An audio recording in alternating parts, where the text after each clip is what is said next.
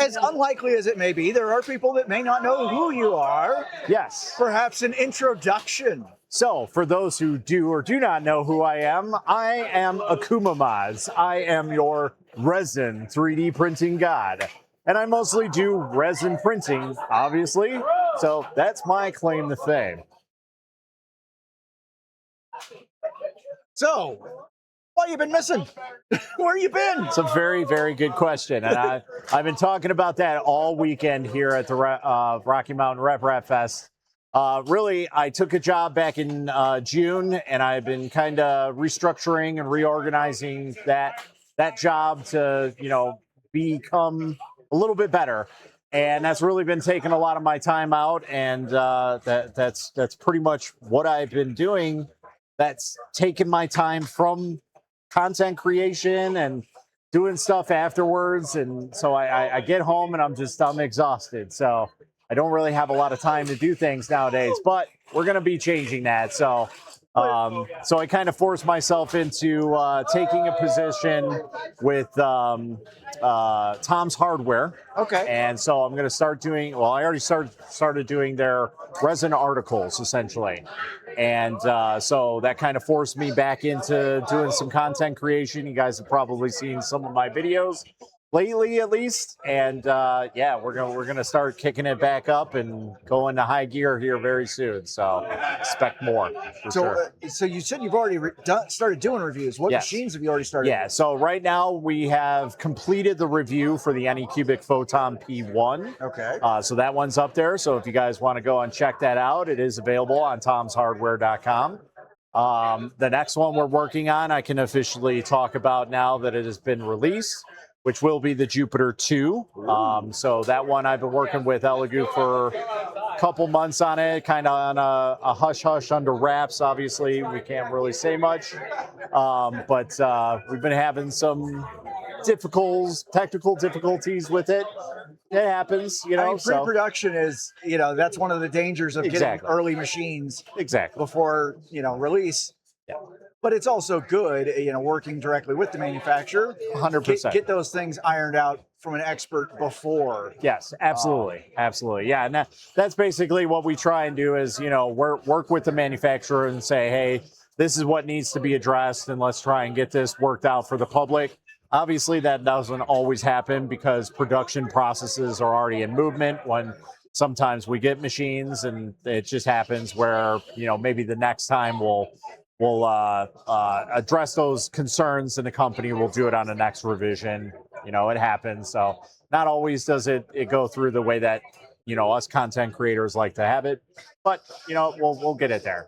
So, but yeah, we'll finish that one. It'll probably be another week or so before we get that review out, and then we'll see what comes up next. So, okay.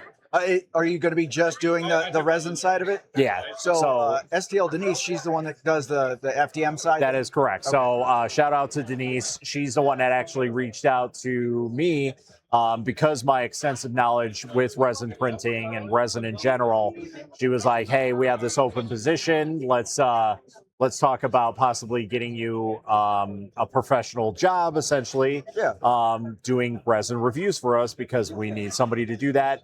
She had been taking it on, so it was too much on her plate. Yeah. So I was happy to help out, and we came to an agreement, and that's how it all kind of started. So it's been fun so far. Yeah. So, yeah. So is there any advice that you would give for anybody that is looking to break into that space? Yeah. So you're talking about like Tom's Hardware, or just resin printing in general? I would say if they're an experienced printer and they're thinking of how do I start getting taken more seriously, I got you.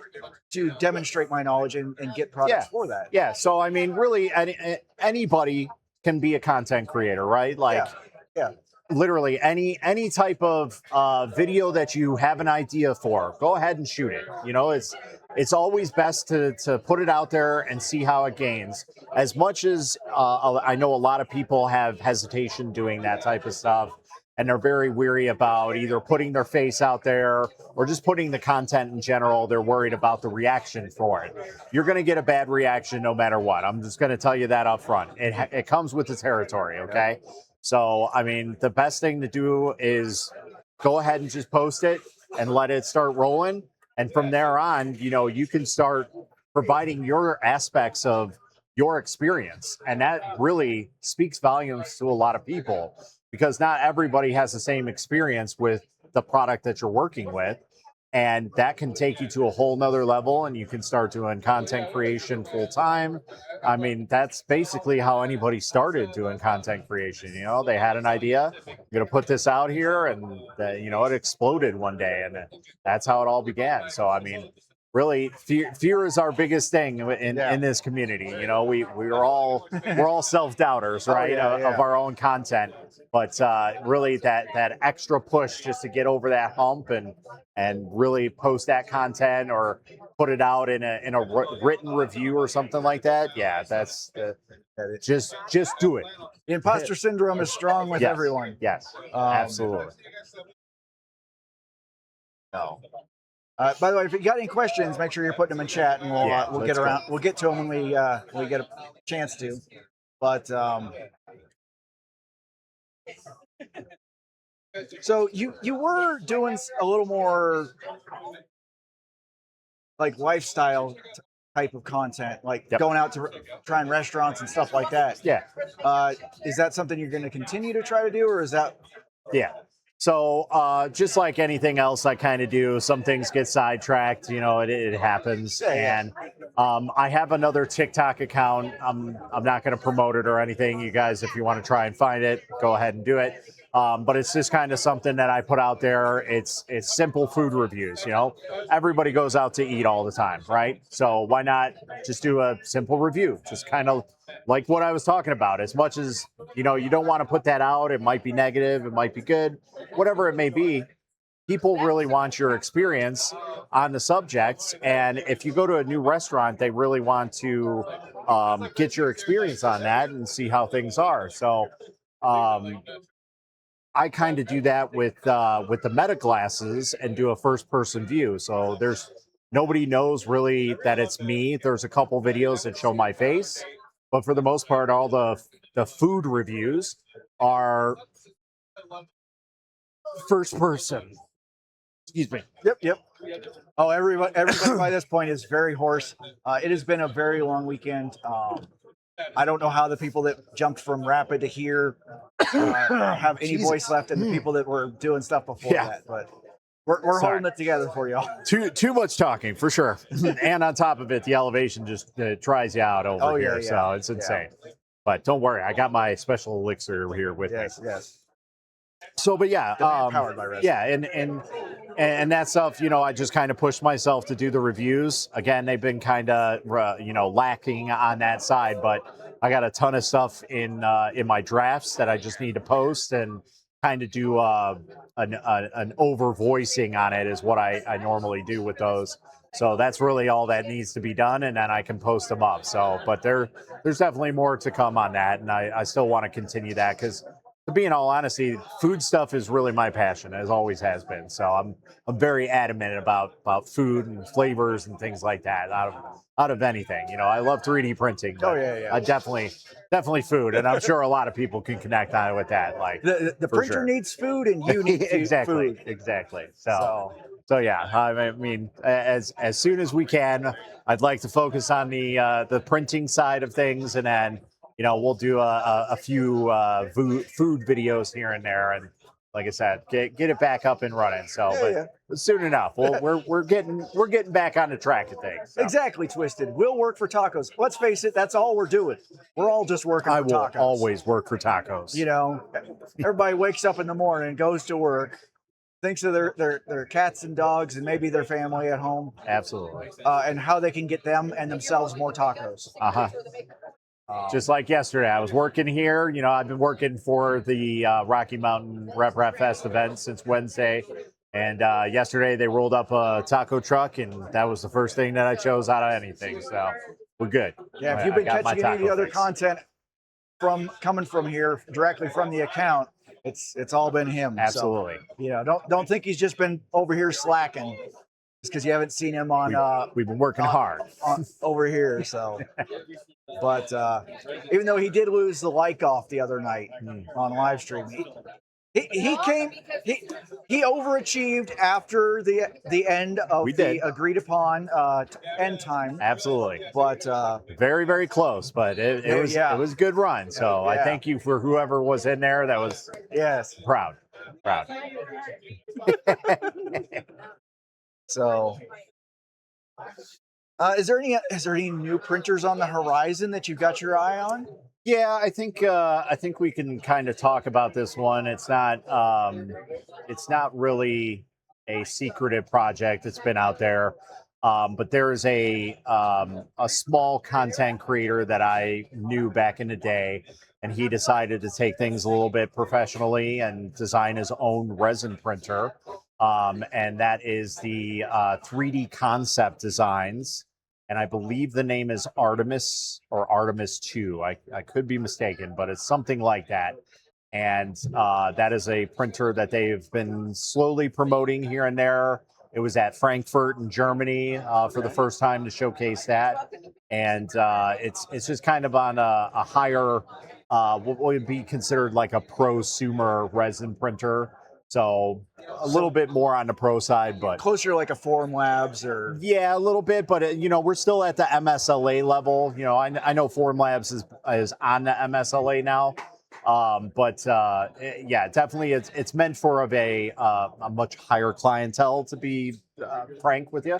But obviously, prosumer light commercial. yeah, exactly. I would say a little bit more on a commercial side, but it's definitely something that can tip over to the consumer side, and get us a different approach on printers, and have all the technology packed with a different UI setup, and some other stuff that they're trying to work out some bugs and things like that. But it's kind of nice to see New products, new ideas. yeah, but it's nice to see that it's not a major company that's doing it. It's like, I think they said there's only like 2 people that are working on it, him and another guy in Germany, and that's really about it. So it's like there's very few people that have this hands in the pot for this project.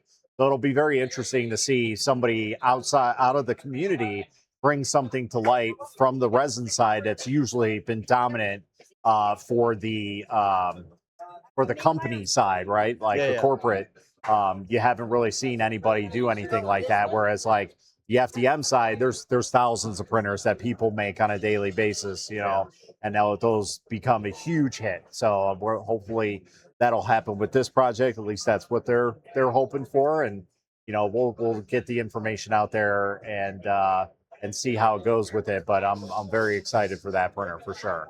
So other than that, I mean, in terms of like an FDM side printer, right now, I would say the Snapmaker U1 is probably one of the best printers that I've used right now. Now, granted, I only have a handful of time with it before I got here, but the times that I did have with it have been just as good as my Bamboo had been right from the start. So if it continues to be that way, it's probably going to be something that'll be in my collection, replacing my Bamboos. And I won't get rid of my Bamboo. I'll still have it, but it'll be something that'll just kind of be out there in case I need it for a secondary printer, instead of it being my primary printer. Yeah, well, printing something that specifically may need an enclosure, since exactly there are enclosure options for the U1, but by default it's not. 100%. Yeah. And the X1 is essentially made for higher end filaments. So that's what makes made the purchase of that a little bit better, because I wanted to make sure that if I wanted to do anything outside of PLA, PETG, we can go ahead and do that, and I wouldn't have to worry about doing any upgrades to it. You just set it to print, set the profile, and call it a day. Like, that's really, really nice. Yeah, definitely. Let's see. So, we know you're passionate about food. We know you're passionate about printing. What are some hobbies that you're like, these are for me, that you enjoy in your off time, but you don't? I mean, you're not looking at it like, oh, I need to make more content on this. Right. So for that type of stuff, I don't really make any content of any sort for the other hobbies that I have, and there's really only 2, and that's video gaming. I know a lot of people have that, with the 3D printing. It goes hand in hand. that essentially is what got me into 3D printing was retro gaming specifically, and that's it. Just kind of flowed into that, and I never really did too much content except for maybe the first, I'd say, 2 years, that kind of mesh those two together. And now I don't really talk about either of them. Maybe it'll come up in a conversation, but they pretty much stay separate nowadays. And then the other one is Legos. Like, another thing that I know a lot of people love to play around with. We've all had Legos growing up, but specifically for me, I love pirate ships and things like that. I'm a big avid person, just pirates in general. So I mean, even outside of Legos, I love pirating in any means. Like, I absolutely love it. So, but pirate ships especially is like my jam. I love that type of stuff. So, if I can find a new pirate ship that I can build and take home and spend hundreds of dollars on and make a really really cool one, absolutely. And the great thing about Lego is, it's kind of similar to 3D printing, where you can design and customize your own sets, and you can build them from the ground up, and nobody else has that. So it's really, really nice. In 1 minute, we will be starting the last talk of the event. This is what happens if you give a bunch of teams $5,000 to design their own 3D printers. Oh boy! It will be by Alex Wren of Hack Club. Something fun little talk. So, thank you. No, Twisted. The DIY resin printer. I don't recall off the top of my head what the name of that was. Yes, but that was not Artemis. No, I can't remember the name of it. Prometheus. Prometheus, that is correct. That's what it's called. Yes. And that is still an ongoing project. Absolutely. I know DLL PDF down a few booths down from us. They sell kits to like the frame and stuff like that. Yep. But that is it's a very cool project. I've been following it for a long time. Everybody knows I love my DIY printers. But I mean, I guess you can speak a little bit more on it. Resin is a weird space for the DIY scene. Absolutely. Yeah. Yeah, I would say it's pretty much non-existent. Yeah, that's the only one that I know of. Yeah, and that's really the only one in the last couple of years that I'm aware of that has come to fruition, and it's really cool. And really, we can kind of pay tribute to that, because a lot of the technology that we're seeing on the newer printers, there's like pressure sensitive switches and how things are read with FEP and all kinds of the technological advances that are packed into these newer printers are because of the Prometheus project and what they have added in there. So it's like, it's kind of nice to see that, but also kind of sad because you don't really see too much of the Prometheus out anywhere. Yeah. I think they really promote at the 3D Printopia, and that's about it. I know they've been there, but they're also they're not based in the States. Right, exactly. So, they're out of Canada. It's always hard for them to get to a lot of the big events. Right. But I think for them, one of the big hurdles is the software side of it. Like, at its core, a resin printer is not a complicated machine. No, like, that's one of the beauties of it is, and why there's so high in accuracy, the detail is because it is such a simple machine. Absolutely. But the software side of it is the hardest nut for them to crack. 100%. Yeah. Unlike FDM, where it's pretty much like, I'm going to send a G code or an STL file, and then that spits out into a G code, and pretty much all printers read that, unless it's a proprietary printer, which there's very few FDM proprietary printers.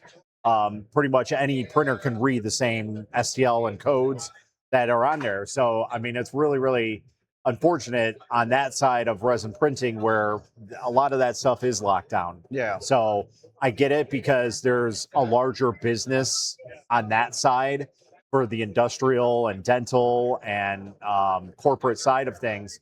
So a lot of people want to keep their stuff with them. I get it. Yeah. But it kind of pulls at our heartstrings, because that limits us on what we have the ability to customize and make our own. So you don't really see that too much. And again, going to the software side, that is the biggest thing, because the slicers are so proprietary to the printers as well. Yeah. With that, when they export the G code, essentially, they use their own flavors of G code for each and every machine. Like even like the basic ones, like an Elegoo machine.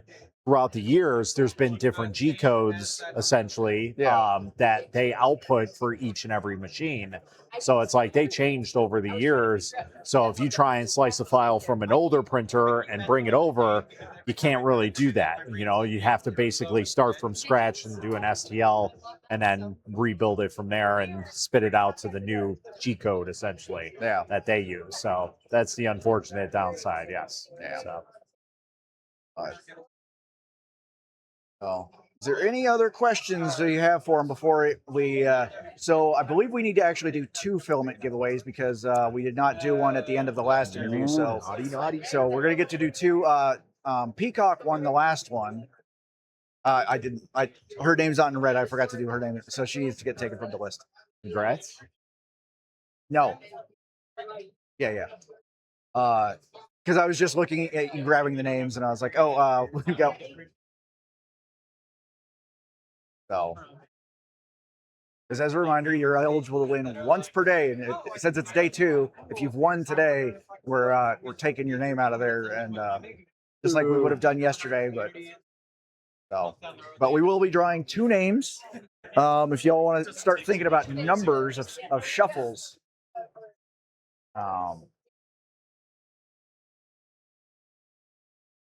and then we'll get that pulled up. Did you already switch the scenes?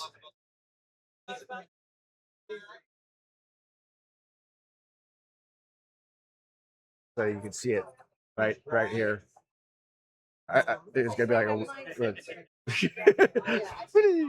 I don't know which way it goes, but so Robert says 3. We'll give Robert the chance to decide the first number of shuffles, and then the second one will be Akuma. Let's go. Here, you can look here. It's the same thing here. We got fancy. And the winner is printed by ST. Whoop whoop. Yeah, yep. So congratulations on your roll of Polymaker. Let's go. I should see if they can request a special roll of red and black. Anything? Well, I don't know what the rules are for our international friends because I know he's over he's across the pond, so that's true. It works a little bit differently than when they get it when one of our local ones win. Yep. How many shuffles, Matt? Let's do 7. So this is Buddy K. He's our Wednesday. Lucky number 11. And spin. And wheel them in. So our secondary winner is Haley Sigmund. Haley Sigmund 777. That's odd because I chose 7. Got it. It's like so it was congrats. fortuitous. Congrats. It's like when Robert kept winning earlier. We forgot to remove him after spinning, and he got picked like 3 times in a row. I was like, you need to go buy a lottery ticket. Right? Let's go. Oh. Today's the day, Robert. Go get it. So congratulations to the winners. You'll get contacted about that here in the next couple days. Again, everybody that we're contacting, like you got to give us time and you got to give them time because they got to get back to their offices. So, if it takes us an extra day or 2, don't hold it against us. You will get your filament. I think that's about it. All right, we can let you go and rest and. Sounds good. Get back to. Well, we'll see about resting. I don't know if that's going to happen. I mean, rest eventually. We'll chill out for at least. But we got another hour of working hard, and then we can chill out after that. So, so that'll be good. But I thank you guys for having me on. Thank you as always. All right.